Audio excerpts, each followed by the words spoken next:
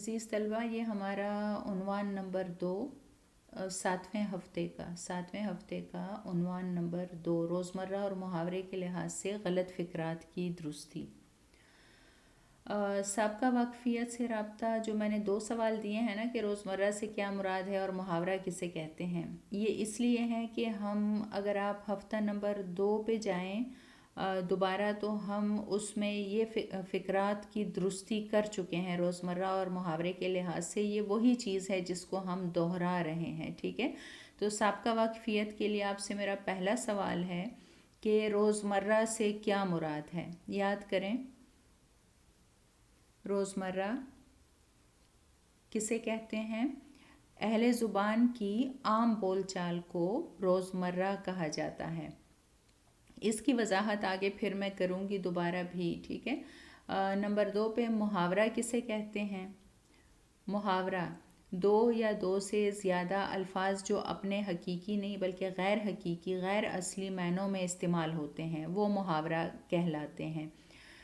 اس عنوان کے لیے ہمارے تدریسی مقاصد ہیں کہ اس عنوان کو پڑھنے کے بعد آپ اس قابل ہو جائیں گے کہ روزمرہ اور محاورے میں فرق کر سکیں اور روزمرہ اور محاورے کے لحاظ سے غلط فکرات درست کر سکیں۔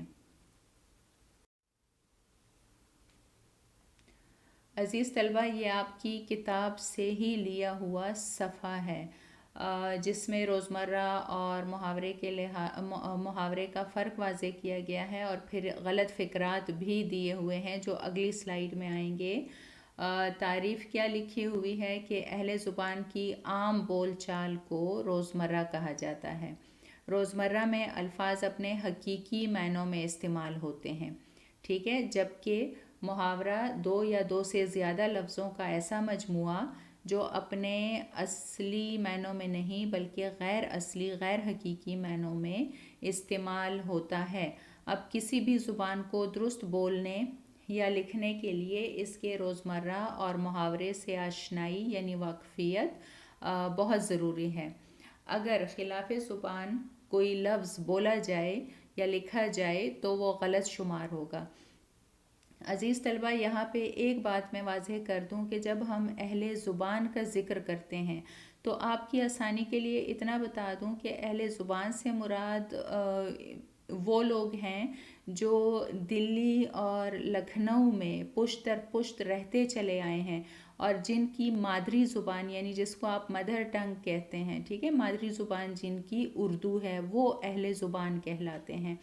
اور وہ اہل زبان الفاظ کو جس طریقے سے وضع کر لیتے ہیں ہمیں اسی طریقے سے اس کو بولنا اور لکھنا پڑتا ہے۔ اگر ہم اس سے انحراف کریں گے تو اردو زبان کے لحاظ سے یعنی اردو لینگویج کے لحاظ سے ہمارا روزمرہ جو ہے وہ غلط ہو جائے گا، ٹھیک ہے۔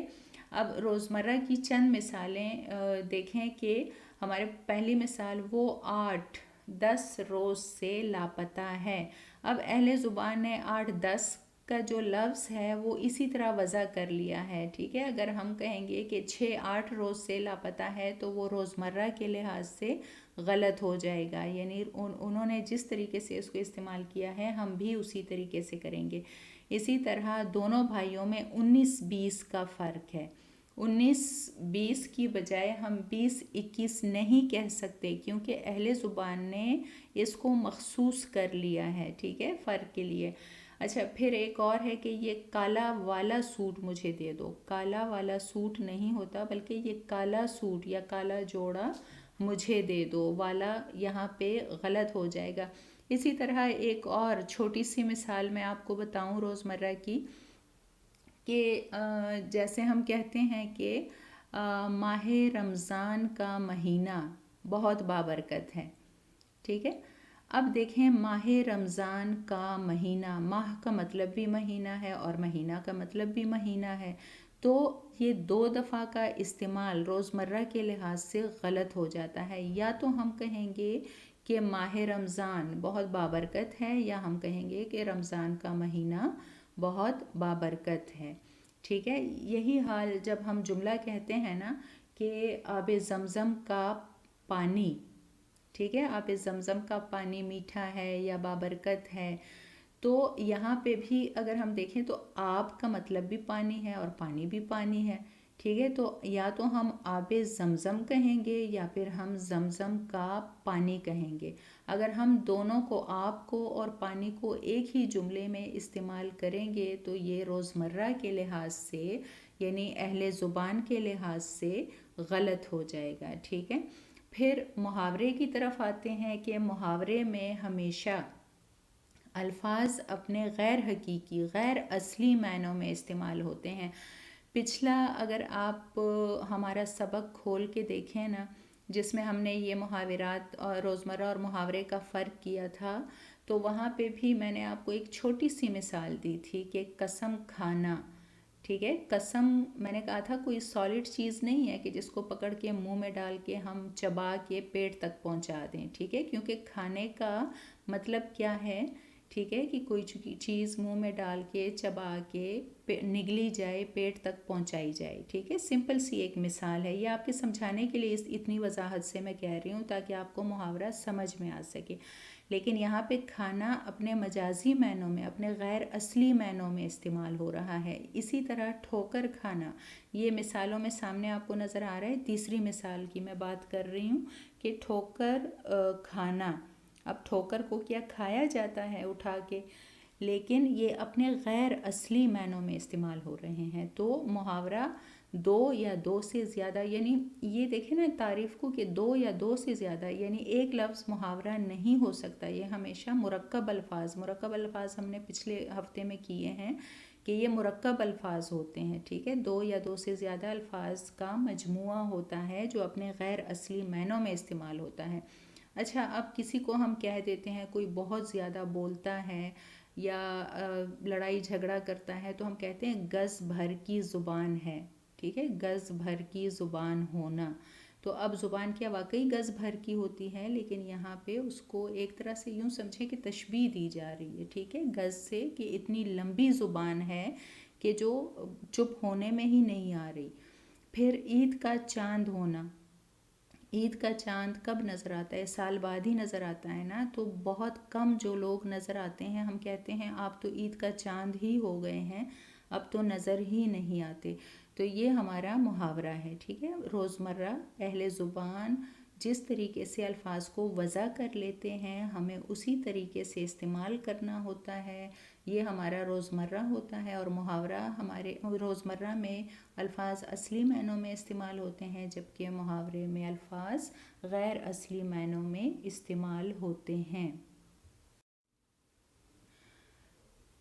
غلط فکرات، یہ آپ کی کتاب جو درسی کتاب ہے اس کے صفحہ نمبر 95 پہ غلط فکرات بھی دیے ہوئے ہیں، اور اس کے ساتھ ہی اسی کے نیچے صفحہ نمبر 95 پہ ہی یہ درست فکرات بھی دیے ہوئے ہیں، اور ساتھ میں باقی کے جو 4 فکرات ہیں وہ صفحہ نمبر 96 پہ دیے ہوئے ہیں۔ اسی لیے بک سے ہی میں نے اس کی تصویریں لگا دی ہیں آپ کے لیے کہ غلط فکرات میں دیکھیں نا کہ آج ہم نے میچ کھیلنا ہے۔ اب امید ہے کہ آپ کو یاد آ گیا ہوگا کہ یہ پچھلے ہفتوں میں ہم یہ کام کر چکے ہیں۔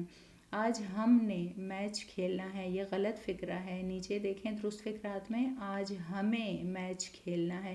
ہم اکثر آپ کلاس میں بھی آپ کو کہتے، میں نے سنا ہے کہ میں نے پانی پینے جانا ہے، تو میں نے جو لفظ ہوتا ہے وہ غلط ہوتا ہے، اس کی بجائے ہم کا لفظ استعمال ہوتا ہے، ٹھیک ہے؟ یا مجھے کا لفظ، میں نے کی بجائے مجھے کا لفظ کہ مجھے پانی پینے جانا ہے۔ تو غلط فکرہ کہ آج ہم نے میچ کھیلنے جانا ہے، درست فکرہ اس کا ہے آج ہمیں میچ کھیلنے جانا ہے۔ پھر یہ روزمرہ ہے، ٹھیک ہے؟ آپ روزمرہ اور محاورے میں فرق بھی دیکھ لیں۔ دوسرے نمبر پہ ہمیں محاورہ دیا ہوا ہے کہ تم تو ناک پر مچھر نہیں بیٹھنے دیتے۔ درست فکرات میں دیکھیں تم تو ناک پر مکھی نہیں بیٹھنے دیتے، یہ ہمارا محاورہ ہے، ٹھیک ہے؟ پھر اگر ممکن ہو سکے تو میرا کام کر دیجئے، غلط فکرہ۔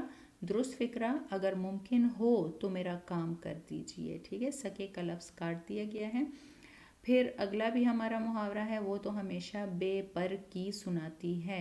درست فکرہ ہے وہ تو ہمیشہ بے پر کی اڑاتی ہے۔ پر سے مراد اڑنے کے لیے جو پرندوں کے پر ہوتے ہیں، ٹھیک ہے؟ اس لیے یہ بہت آسان سا محاورہ ہے کہ پر آپ پڑھیں گے تو آپ کو اڑانے اور سنانے کا فرق واضح ہو جائے گا۔ پھر اسلم شام کے 5 بجے اکرم کو ملا. یہاں کو کا استعمال غلط ہے، یہاں پہ سے کا استعمال ہوگا کہ اسلم شام کے 5 بجے اکرم سے ملا. صاحب کا حکم سر ماتھے پر، سر ماتھے کا لفظ غلط ہوتا ہے، سر آنکھوں پر ہوتا ہے. ہم اکثر لوگوں کو کہتے ہیں نا، کوئی ہمیں کسی کام کے لیے کہتے ہیں تو ہم کہتے ہیں جی آپ کا حکم سر آنکھوں پر.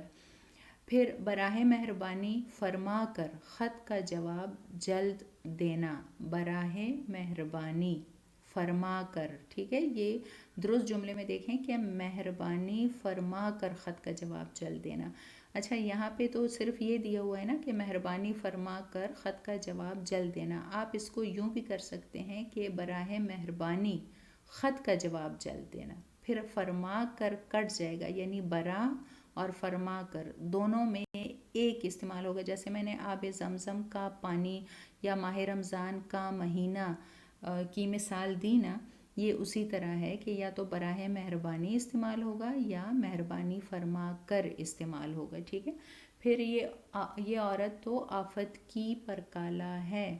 یہاں پہ چاہے عورت ہو، چاہے مرد ہو، چاہے لڑکا ہو، بچہ ہو، بچی ہو، ٹھیک ہے، سب کے لیے لفظ جو استعمال ہوگا، لفظوں کا مجموعہ، وہ آفت کا پرکالہ ہی استعمال ہوگا. کا استعمال ہوگا، کی کا استعمال نہیں ہوگا، ورنہ یہ روزمرہ کے لحاظ سے غلط ہو جائے گا. ٹھیک ہے.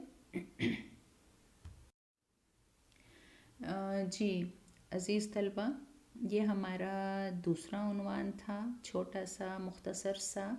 اور اعادے کے طور پر اب پھر میں آپ سے یہی پوچھوں گی کہ روزمرہ اور محاورے میں کیا فرق ہے. ٹھیک ہے، روزمرہ اور محاورے کا فرق بتائیں.